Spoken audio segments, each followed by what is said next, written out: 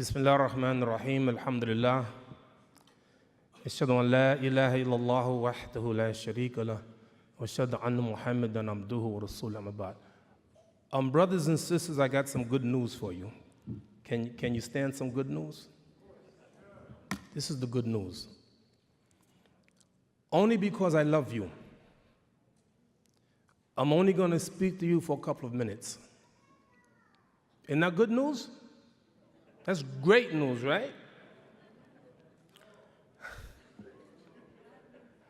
I need you to help me. You know, I'm trying to learn the Arabic language. And you know I used to be Christian. And I remember reading in the Bible about prophets. And I know in the Quran, the prophets that I read about in the Bible in English is in Arabic. So therefore, I'm going to tell you the name of the prophet as they appear in the Bible. And when I tell you the English, you tell me the equivalent Arabic, okay? Is that fair? Okay. Musa. Moses, very good. Do you know Muslims with the name Moses? Musa? Yes. Aaron. Harun. Do you know Muslims with the name Harun? How about Jesus? Isa. Do you know Muslims with the name Isa? How about Jonah? Yunus. Do you know Muslims with the name Yunus? How about Job? Ayub. Wow, that's amazing. How about David? Dawood. Do you know Muslims with the name Dawood? All right. Let me give you one more. How about Solomon? How do you do that? Do you know Muslims with the name of Sulaiman? Right there. Consider this. Every prophet that I just named is from Bani Israel, the children of Israel. Did you know there are over 200 million orphans worldwide? Every day, 5,760 more children become orphans.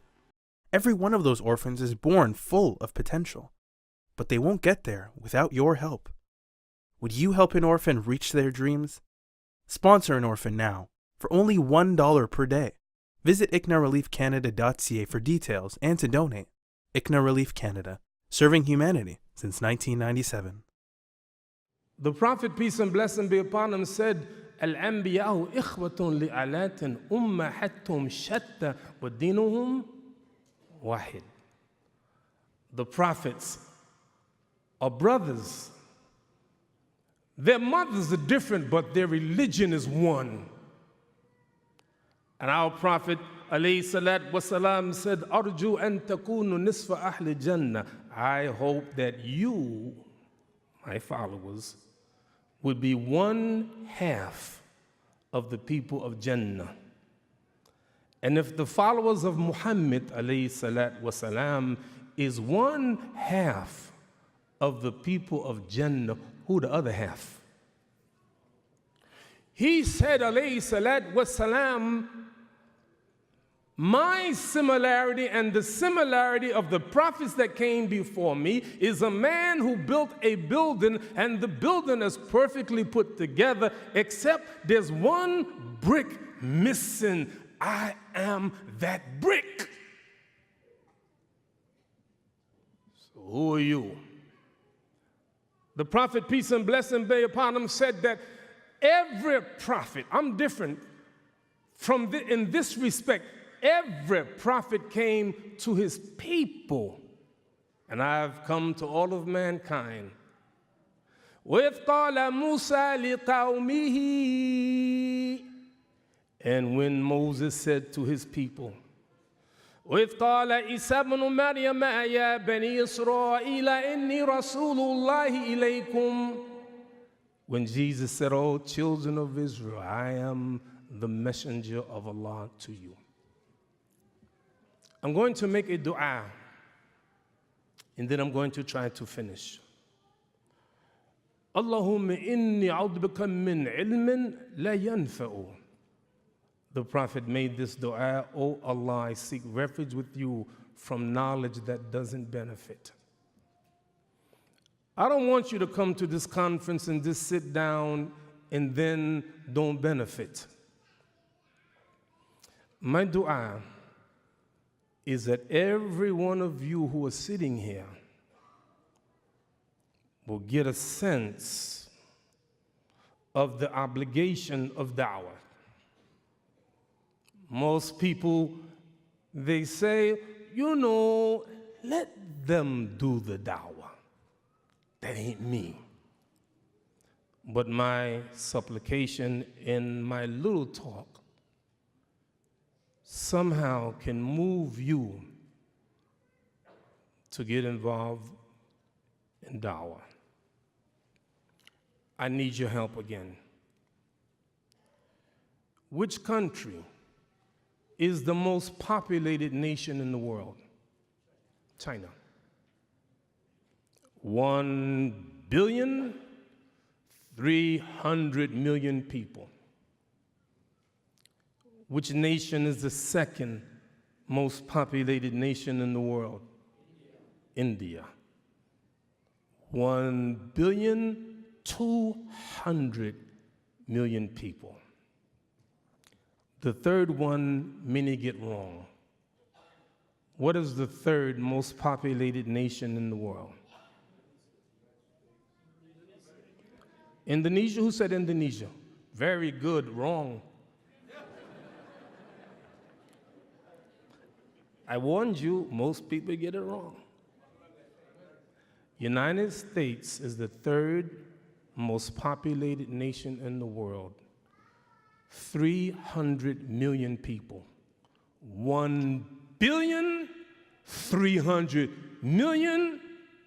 300 million. The population of America represents 5% of the total population of the world. But yet, it represents 25% of the total prison population of the real world. To understand the difference between China and the United States has 500,000 more prisoners than China. United States have 50 states. Put it this way. If all of the people, the prison population in America, those on probation, on parole, in prison, if they were one of the states of the United States of America, it would be the 16th most populated state in America. Why I say this? How many of you heard Malcolm X? I know that none of you have ever been to a movie.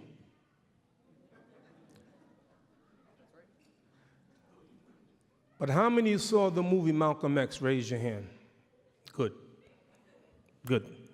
Now, I know you don't look at movies. I got it. But you were walking by and you happened to see somebody was playing it, so you watched it for a couple of minutes. Who can tell me the last scene of that movie, Malcolm X? Do you remember? No, not when he was shot.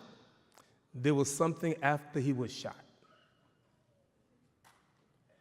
It's a picture, a scene of Nelson Mandela.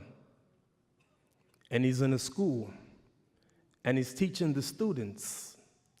And one of them stand up and say, "I am Malcolm X. I am Malcolm X. I am Malcolm X." How befitting a man like Malcolm X, Allah elevates. All over the world, people know Malcolm X Al-Hajj Malik Shabazz. Why? Because he came out of prison and he became a model citizen. He became a Muslim. You see, brothers and sisters, I love Muslims all over the world. I do. This love Allah put in my heart for Muslims. The Prophet ﷺ said, لَتَدْخُلُوا جَنَّةَ حَتَّى تُؤْمِنُوا. You will never go to Jannah until you believe. وَلَا تُؤْمِنُوا حَتَّى تَحَبُّوا. And you will never believe until you love one another. Do you love one another? For real? Is this ummatan wahida? Let's see. An Imam, a friend of mine, Imam Talib Abdul Rashid, he's an Imam in Harlem, New York. He was invited by an immigrant national Muslim community to attend one of their national meetings of the leadership. And as he sat there, the leaders of this national organization went to the board and they put the top 10 priorities of their national organization. One being the most important, then 2, then 3, then 4, all the way to 10. And they said, Imam Talib, what do you think about this list?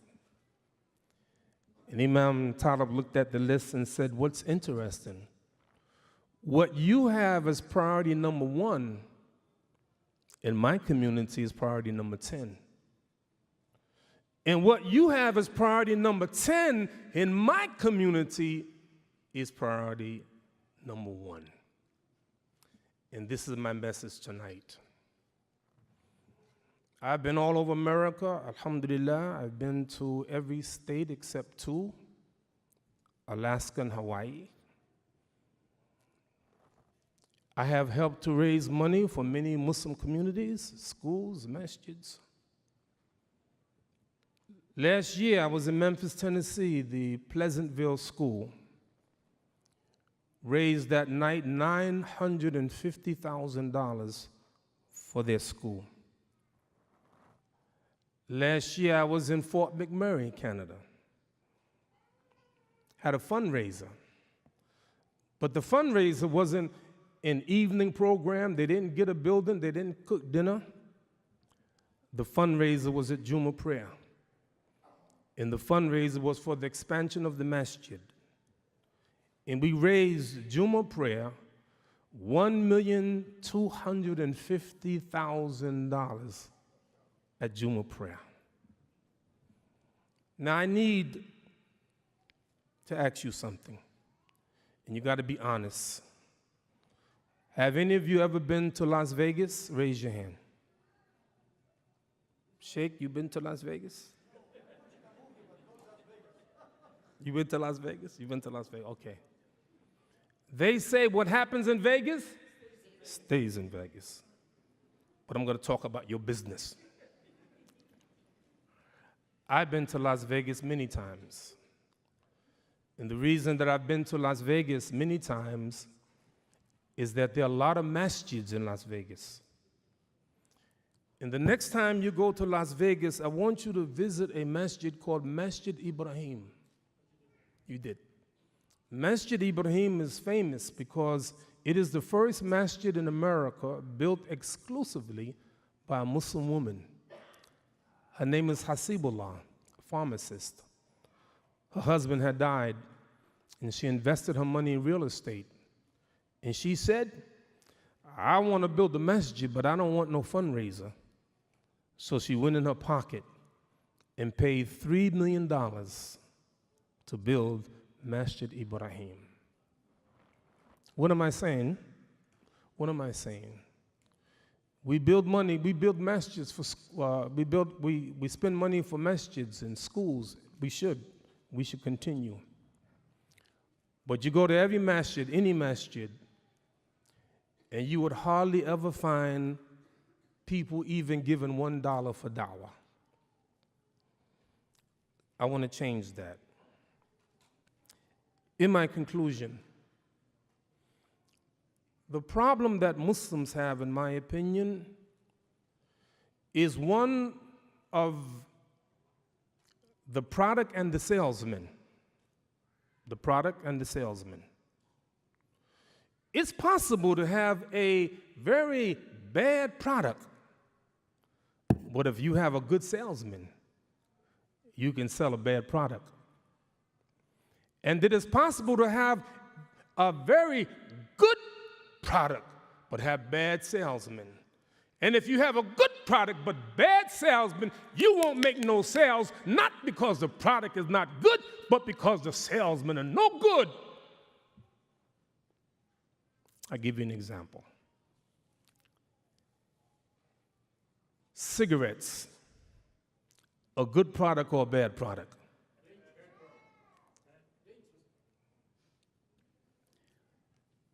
Consider this.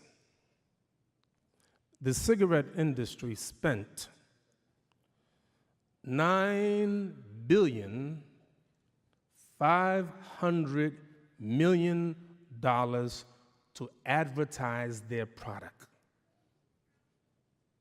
$9,500,000,000 they spent to convince people to buy this bad, horrible product. How bad is the product? The World Health Organization said if the nations of the world do nothing about it by the end of the 21st century, 1 billion people would have died as a result of smoking cigarettes. 90% cigarette smokers begin before the age of 18.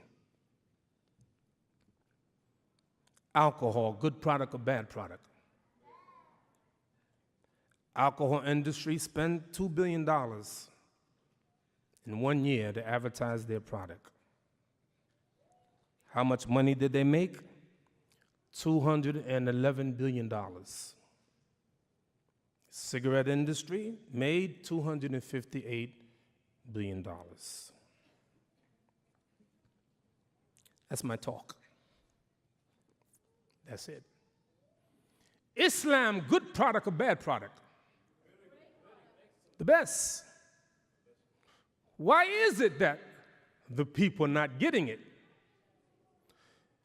You got this magnificent Quran, come to these conferences, we hear the Quran, we get filled up. The Prophet said, خَيْرُكُم مَّن تَعَلَّمَ الْقُرْآنَ وَعَلَّمَ, the best of you, those who learn the Quran and teach it.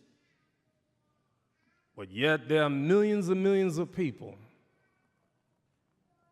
who will never hear the Quran. Many people in Canada, in Toronto, in London, Quebec, will never hear the Quran, but almost everyone will be exposed to some Muslim. Everybody knows a Muslim. My classmate, my schoolmate, my doctor, my nurse, my professor, the businessman. When I go to the store, there's Muhammad and Abdullah, the business people. And what do we get from the business people? There's a store that I go to in New York, Brooklyn, where I live, to buy my newspapers. And this store is owned by Muslims. And the workers are Muslims. And I remember one day I went in there, I saw a sign that I'd never seen before. It said, "No alcohol sold here." Allahu Akbar. No alcohol sold here. And then I looked carefully. It said, "No alcohol sold here on Sundays before 2 p.m. You get it? If you would say, Mrs. Jones, we don't sell alcohol because it's no good for you. But Mr. Muhammad, you can make a lot of money. I know. But in our faith, it said, Inna Allah ta'ala ta'ibun la yaqbalu illa ta'iba. God is good, and God only accepts that which is good. How can I say I'm concerned about you as my Canadian neighbors, or my American neighbor, or my English neighbor, or my British neighbor, and I'm selling this to you? No, Mrs. Jones, we don't sell pork. We don't sell pork because pork is no good, but I got something better than pork. Mrs. Jones, try this. We don't sell cigarettes, not because I don't want to make profit. I want to make profit, but more than that, I am a servant of Allah. You are not a soldiers. You're not a soldier. You're not a soldier. You're not a soldier. You're a slave of Allah. What do you mean that? In the army, they have 10 weeks of basic training. And during that 10 weeks, the first thing they do, they shave your hair so everybody look the same. You live in the same quarters. You eat at the same time. You put the same uniform on because you're a soldier. In Islam, you're not a soldier. You're a slave of Allah. And if you're commanded to do something that against the commandment of Allah, you refuse to do it. I close with this. We're going to make salat now. How many of you heard of Hakeem Olajuwon, great basketball player? He made $110 million, 18 years playing basketball in the NBA. The New York Times did a story about him. They said after he left the NBA, he invested his money in real estate and made $100 million in real estate. But they said because he's a Muslim, he doesn't engage in interest. So all of his transactions was with money. I was a little bit jealous over a brother named Arthur Richards, who lives in Orlando. We broke fast together last Ramadan. And he told me something amazing. He said, Imam Siraj, in a country called Guinea-Bissau. You know Guinea-Bissau? Bissau. Not Guinea, but Guinea-Bissau. Guinea has a population maybe 12 million, something like that. Guinea-Bissau, northwest of Guinea, a little country, maybe 1.7 million people.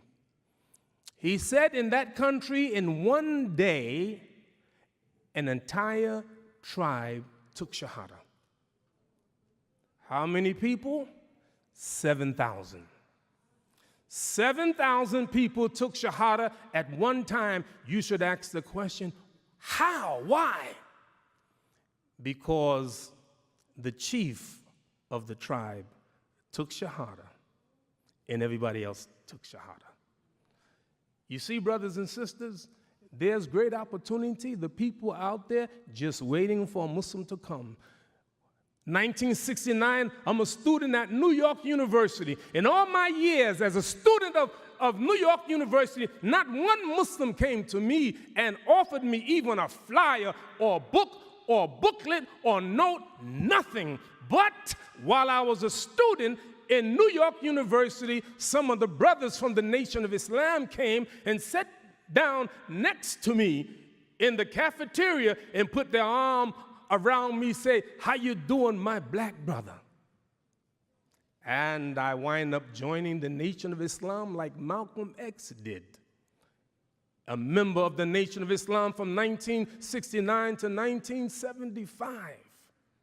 But it wasn't until 1975 that I found Islam.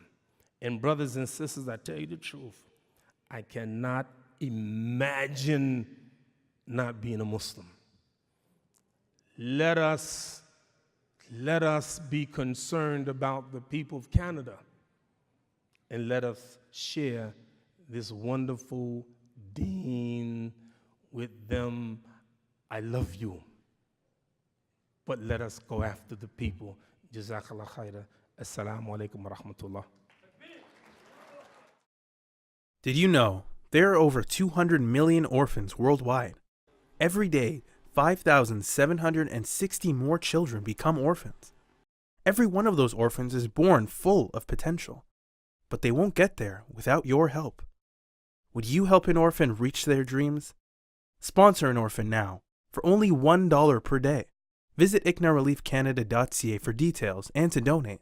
ICNA Relief Canada, serving humanity since 1997.